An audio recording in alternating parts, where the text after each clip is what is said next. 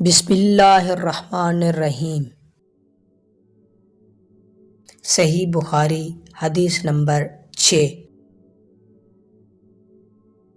رسول اللہ صلی اللہ علیہ وآلہ وسلم سب لوگوں سے زیادہ جواد یعنی سخی تھے، اور رمضان میں دوسرے اوقات کے مقابلہ میں جب حضرت جبرائیل علیہ السلام آپ صلی اللہ علیہ وآلہ وسلم سے ملتے تو بہت ہی زیادہ جود و کرم فرماتے۔